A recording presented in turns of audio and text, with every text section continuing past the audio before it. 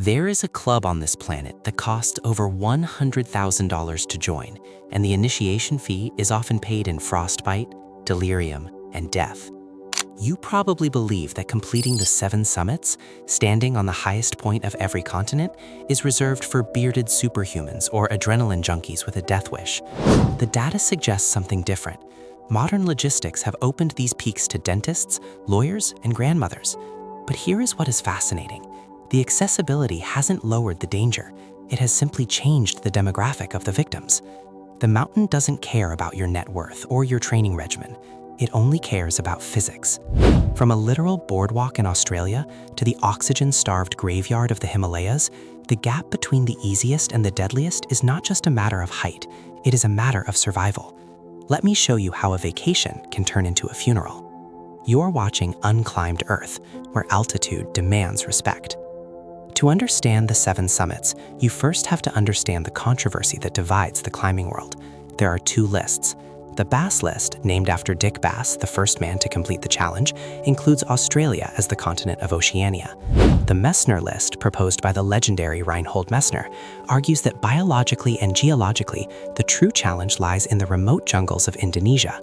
We are going to look at all of them, ranking them from a Sunday stroll to a vertical hellscape, because to understand the brutality of the hardest, you must appreciate the simplicity of the easiest.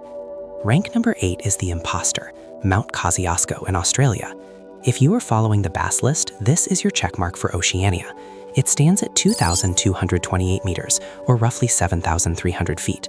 Calling this a mountaineering objective is an insult to the word. There is no death zone, there are no crevasses, there is quite literally a metal boardwalk and a chairlift that takes you most of the way up. You can summit Kosciuszko in a pair of sturdy sneakers and be back in the village for a latte by lunchtime. The only danger here is sunburn or perhaps tripping over a wombat. It represents the easy walk in our title. It is the bait that lures people into thinking high-pointing continents is a hobby anyone can pick up. But the jump from Kosciuszko to the next peak is not a step, it is a quantum leap into suffering. Rank number 7 brings us to Africa, Mount Kilimanjaro. This is where the illusion of safety begins to crack. Standing at 5,895 meters, Kilimanjaro is a dormant volcano rising from the Tanzanian plains. It is a walk-up, meaning you do not need crampons, ropes, or ice axes. You just need legs and lungs. And that is exactly why it hurts people. Because it requires no technical skill, thousands of tourists flock here every year, treating it like an extended hike.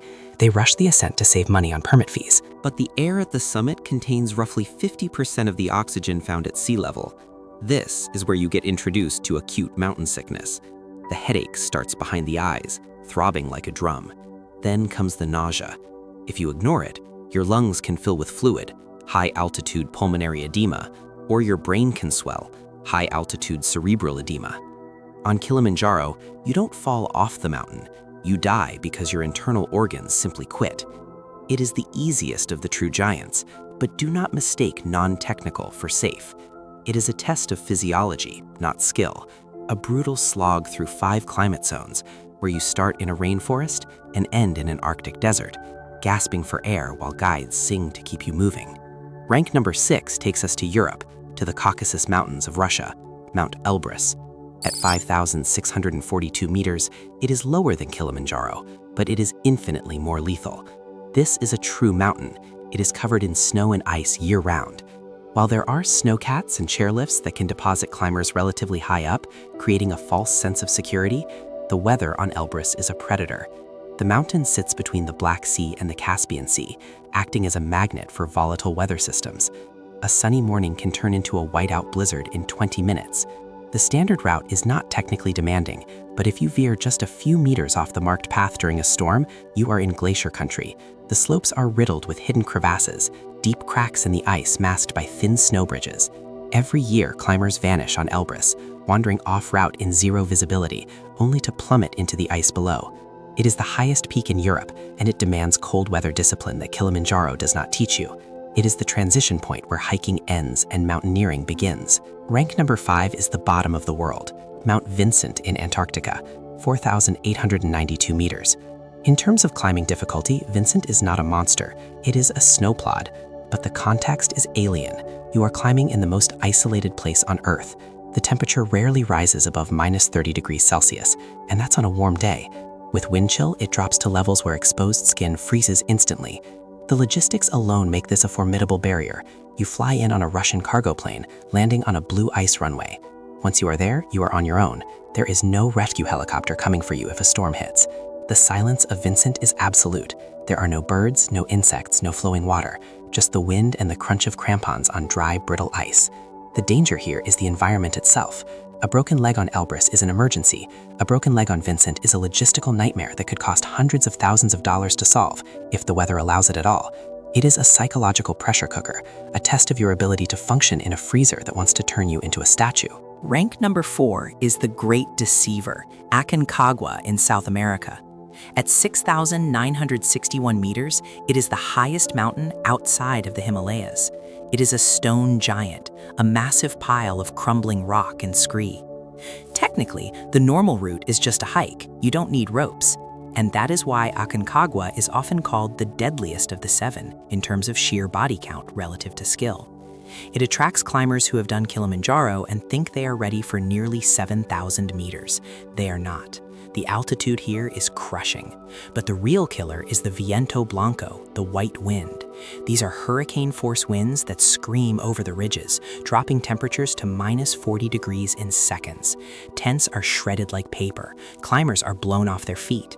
The summit push is a race against your own deteriorating biology.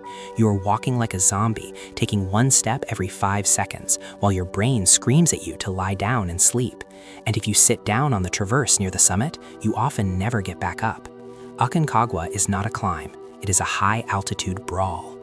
Now we enter the technical realm. Rank number 3 is the true summit of Oceania, the Messner-less choice, Puncak Jaya, or Karsten's Pyramid in Indonesia. This is the anti-Vincent. It is a jagged limestone fin rising out of a steaming tropical jungle. To get there, you often have to navigate through active mines or trek for days through tribal lands. Karsten's is the only summit on this list that requires rock climbing skills. You are not walking on snow, you are clinging to sharp, abrasive rock. The crux of the route is a Tyrolean traverse, a gap in the ridge where you must pull yourself across a suspended rope over a terrifying drop. It is wet, it is slippery, and it is relentless. If you slip here, you are hanging over the abyss. It rains almost every day, turning the rock into a greased slide. Hypothermia is a real risk despite being near the equator, because you are constantly soaked to the bone in freezing rain.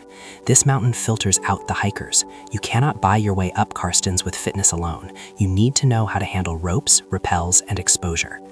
Rank number 2 is the beast of North America, Denali, 6,190 meters. Do not let the height fool you. Denali is widely considered harder than Everest by many purists. Why? Because on Everest, you have Sherpas to carry your tents, cook your food, and set your ropes. On Denali, you are a pack mule. You haul a sled with 50 pounds of gear while carrying a 60-pound pack on your back. You are unsupported. The mountain sits at a high latitude, meaning the air is thinner than at the same elevation at the equator. The weather is ferocious. Denali creates its own weather systems, slamming the peak with storms that last for weeks. You can be trapped in your tent for 10 days straight, burying your shovel every few hours so you don't get entombed by snow. The cold is penetrative, and the climbing is real. The West Buttress route involves navigating massive glaciers with house-sized crevasses and climbing steep headwalls of blue ice on the fixed lines. A mistake on Denali is rarely forgiven. It breaks people physically before it breaks them mentally. It is a working man's mountain, stripping away the glamour of high-altitude tourism and leaving only the grind. And finally, rank number 1, the roof of the world, Mount Everest, 8,848 meters. It has become fashionable to mock Everest, to call it a tourist trap, a rich person's playground. The photos of queues at the Hillary Step have made us cynical. But strip away the commercialism, and you are left with a geological monster that is fundamentally incompatible with human life. Everest is a killer death trap because of the death zone. Above 8,000 meters, your body is dying. You are not acclimatizing, you are decaying. You are burning muscle for fuel. Your digestion shuts down. Your judgment evaporates. The most dangerous place on Earth isn't the summit, it's the Khumbu icefall at the bottom, a moving river of ice blocks the size of apartment buildings that can collapse without warning. You play Russian roulette every time you cross it. Then there is the traffic. On summit day, you are clipped into a single rope with hundreds of others. If the person in front of you stops, you stop. You stand there at 8,700 meters, your oxygen tank ticking down, freezing to death in line. People die on Everest not because they fall, but because they run out of time. They sit down to rest and drift into a hypoxic sleep they never wake up from. You walk past corpses, preserved in their bright down suits, boots still laced, that serve as waypoints. They were strong climbers, motivated and wealthy, just like you. And now they are part of the geography. The ranking of the 7 summits is a sliding scale of lethality. It starts with a walk in Australia, where the biggest risk is a blister, and it ends in the stratosphere, where the biggest risk is your own ambition. The mountains do not change. They are in different piles of rock and ice. The only variable is us. We project our egos onto these peaks, trying to conquer something that cannot be conquered, only survived. But there is a darker side to this list. The obsession with the 7 has commodified these peaks. It has created an industry that sells the summit as a product. You can pay a guide service $80,000 to drag you up Everest, short-roped like a dog, pumped full of dexamethasone to keep your brain from swelling. But does that make you a mountaineer? Or does it make you cargo? The true climbers know that the summit is only halfway. The statistics for death on these mountains are heavily weighted towards the descent. That is when the adrenaline fades, the exhaustion sets in, and the summit fever breaks, replaced by the terrifying realization that you still have to get down. On Annapurna or K2, the ratios are higher, but on the 7 summits, the sheer volume of incompetence amplifies the tragedy. Let's look closer at the mechanics of the death trap status of the final 3.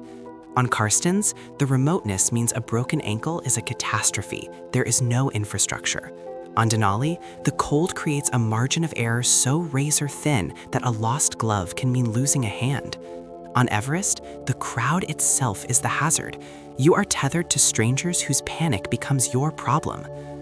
This journey from easy walk to killer death trap reveals a fundamental truth about human nature. We are not satisfied with the horizontal. We need the vertical. We need to measure ourselves against the impossible. Kosciuszko is a picnic. Kilimanjaro is a challenge. Aconcagua is a warning. And Everest? Everest is a mirror. It shows you exactly who you are when the oxygen runs out. So if you are looking at this list and planning your own ascent, remember this: the mountain doesn't know you are there. It doesn't care if you raised money for charity. It doesn't care if you have a family waiting at home. The wind will blow just as hard. The ice will be just as slippery. The only thing you can control is your preparation and your humility, because in the thin air, arrogance is the heaviest thing you can carry. The 7 summits are a beautiful, terrible collection of geography. They are the crown jewels of the continents. But never forget that jewels are cold, hard, and indifferent. You can touch the sky, but you have to be willing to pay the price. And sometimes the price is everything. As we look back at the easy walks and the death traps, the ranking becomes less about the mountains and more about the mindset. Are you a tourist, a hiker, a climber, or a survivor? The line blurs when the clouds roll in. In the end, the ranking doesn't matter to the mountain.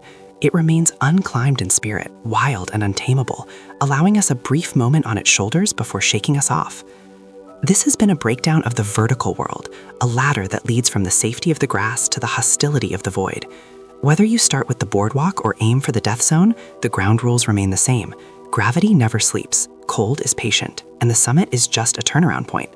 The real success is getting back down to tell the story, because on unclimbed Earth, the silence of the peaks is the loudest sound you will ever hear.